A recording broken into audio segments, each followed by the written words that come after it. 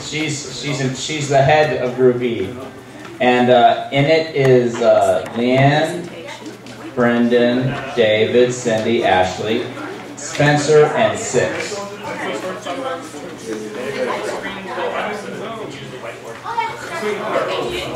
you don't need to use internet, right? You don't need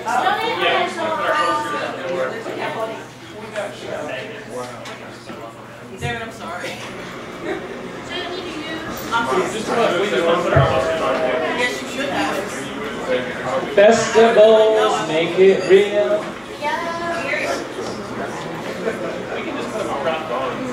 So I just can't do it, so don't put it anywhere because it's not put it on hold. Yeah.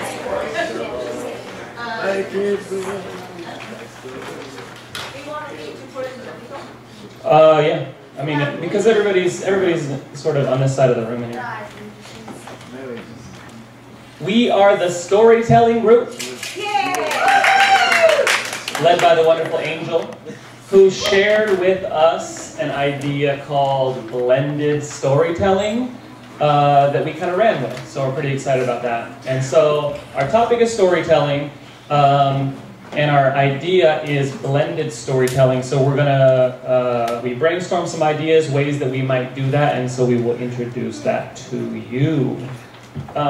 So the basic idea of blended storytelling is to blend two or more stories in the creation of a new type of story.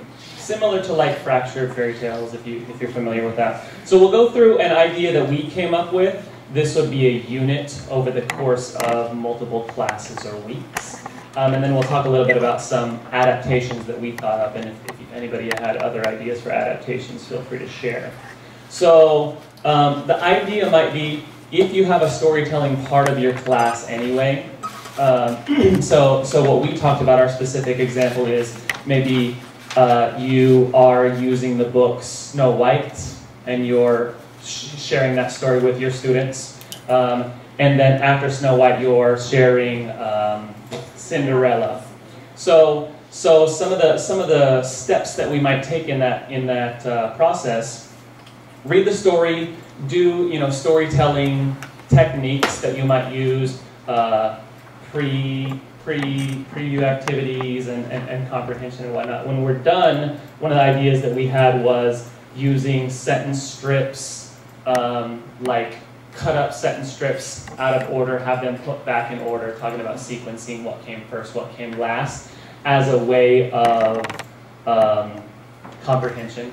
Also, obviously, as you're going through it, checking, make sure they understand the meaning, but then doing at the end of the story some sort of comprehension activity, because the idea is, do the students understand the process? Do they understand the content of the story? And do that with each. So after you're done teaching the first story, make sure they understand the story. Second story, make sure they understand the story. Our idea was sentence strips were one of them. So after this point, you have taught both stories. Students are familiar with both of the stories. And then we're going to move into our blending.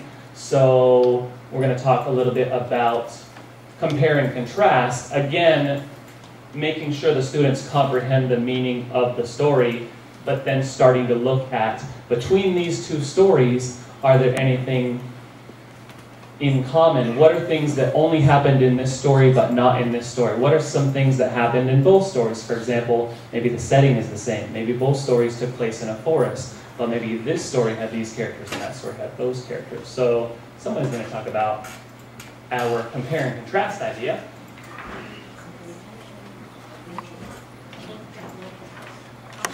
Oh, sure. So the sentence strips is the... Oh, great. Okay. Leslie?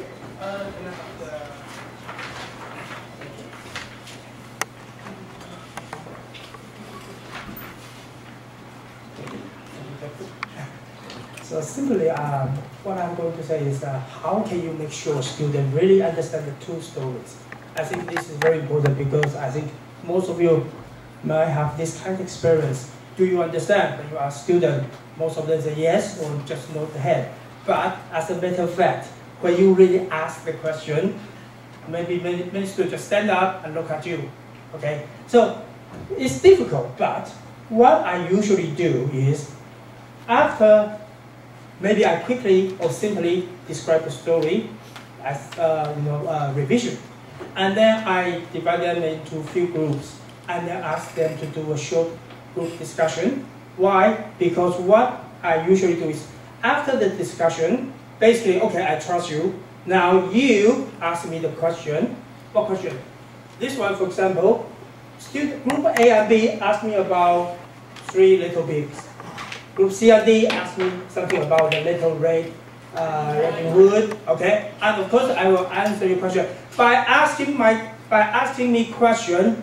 I will know whether you understand or not. Okay, or maybe A asks B, Group B asks C, C asks D, and I will see what happened. Okay, why this is important? Because we are going to do blended story. So the original story is our key resources. Okay, so make sure you know that's your material. You know your material properly, and then you know how to use it. Okay, so I'm not going to talk too much because I'm going to give my colleagues some chance. But before that, I want to say, after you make sure they know the stories, original stories, help them to find something in common. For example, the key role in common or the environment in common. Okay, so that's the basic foundation. Build up, and then they can use from there. Develop anything from there. Okay.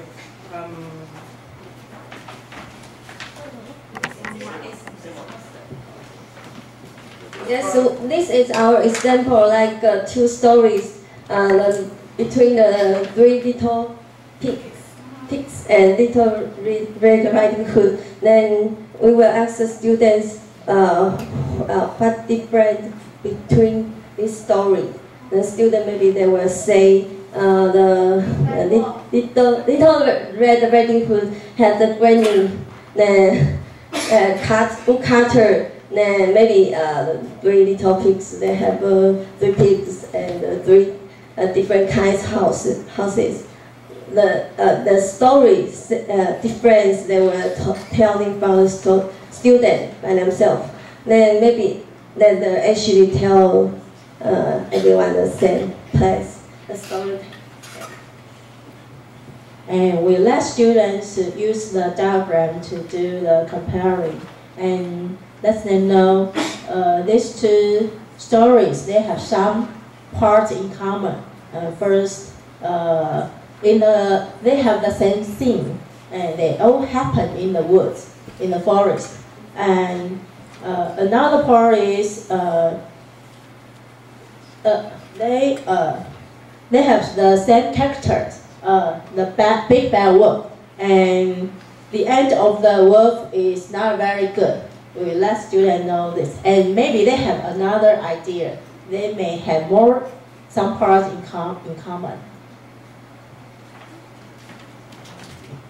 So, in addition to strengthening their understanding of the stories in comparing the two, you also get the opportunity to work on comparison words. You know, both stories have this, or only this story has that, and only this story has that, and it also sets the tone. One thing that you can do is have students work in small groups with their own diagram and have them discuss in their groups and fill this out on their own, and then come up and draw 2 big circles on the board and then do an overall class example to be shared in comparison to their own diagrams. After that, we'll go back to this one first. So from there, we have introduced our stories. We've made sure that they're familiar with the stories and what they mean. Oh, and another thing about the Venn diagrams, it's also a good opportunity for you to talk about story elements. So get them to think about the settings of the story, the characters, the plot, the resolution, and use that information to fill out these charts. And then from there, now that we're familiar with the story, we understand the similarities and differences, then we start working on how can we create a new story using elements of both those stories together. So that's what we'll talk about next.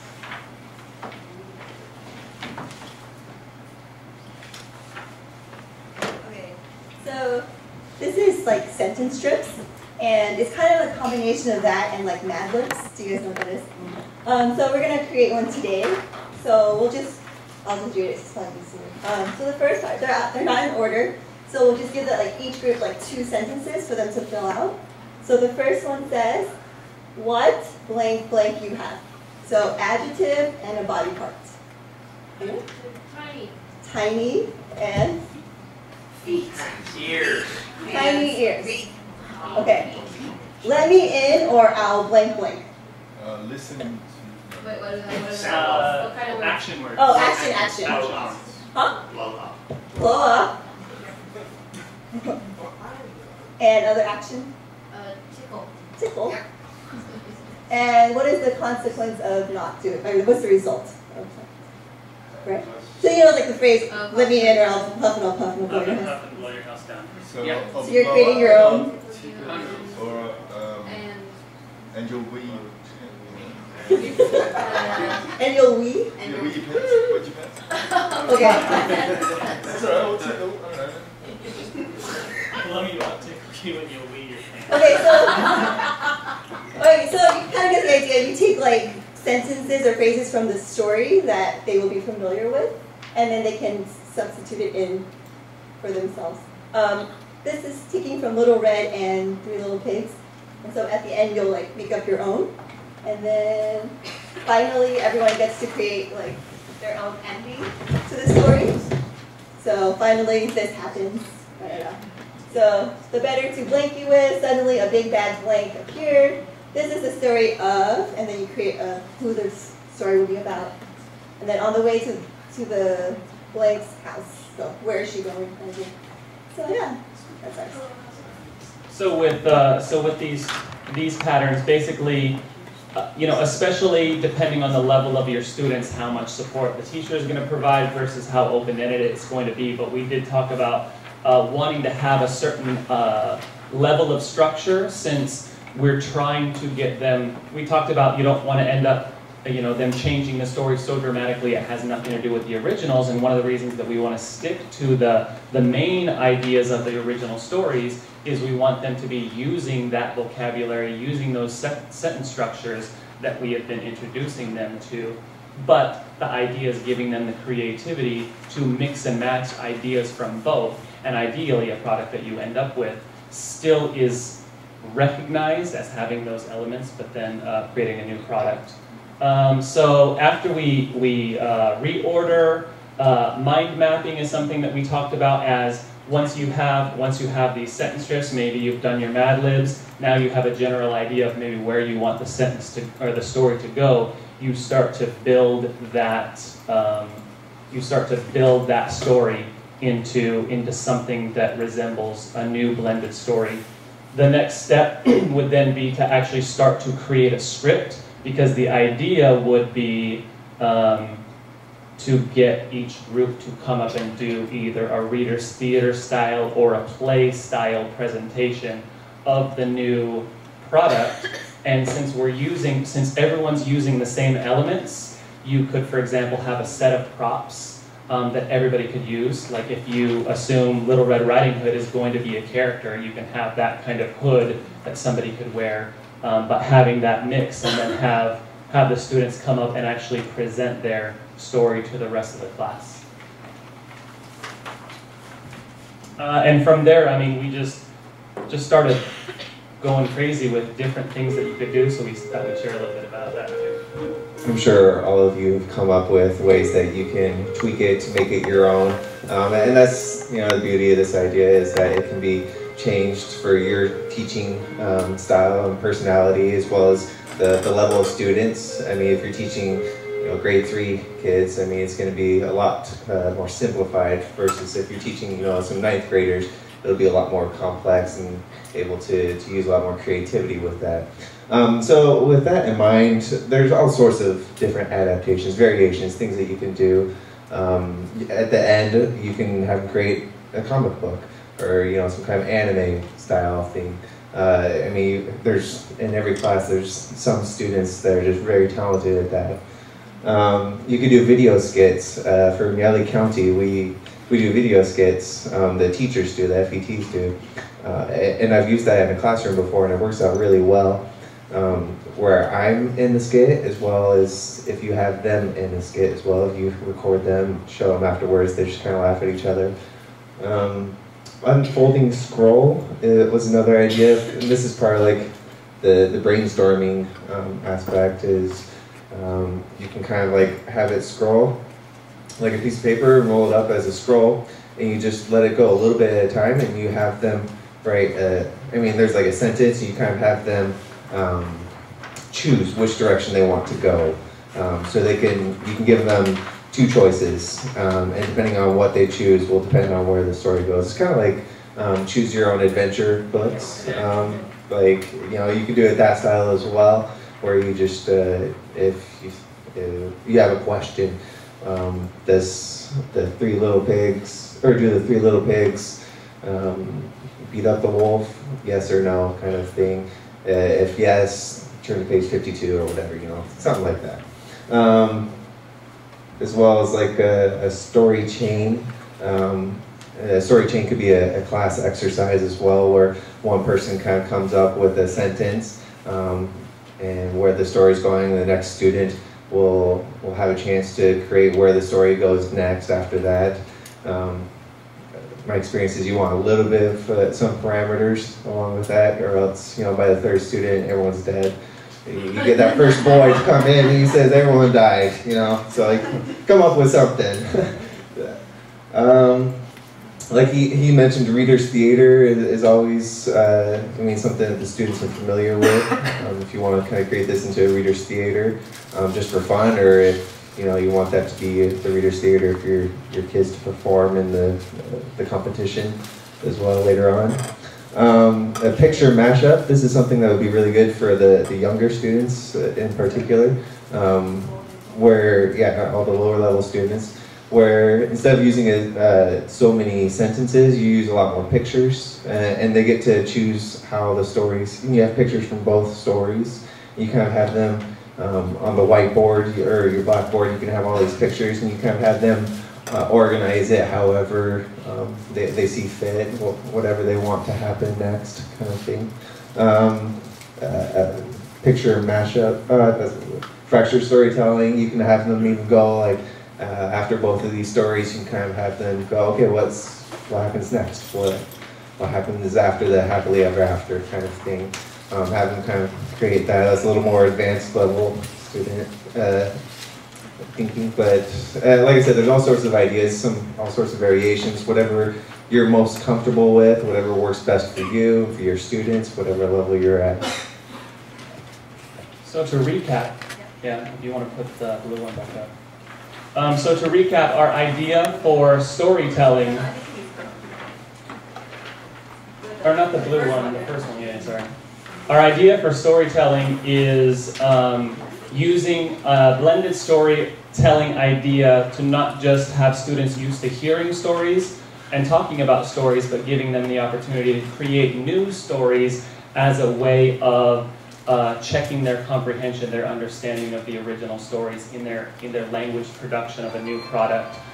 So in doing that, introduce probably 2 stories, the way that you normally would do your storytelling, making sure that you're doing comprehension checks throughout, making sure that there's an understanding of those stories, and then using Venn diagrams or compare and contrast activities, again, to strengthen their comprehension, their understanding of the story, as well as teaching compare and contrast skills, but getting them to think about story elements and how the story elements in each story compared and contrasted, using that information as part of their brainstorming for students to create their own new script or new product, new blended story, combining elements of the 2 original stories as something that they can present orally and visually to the rest of the class. Thank you very much.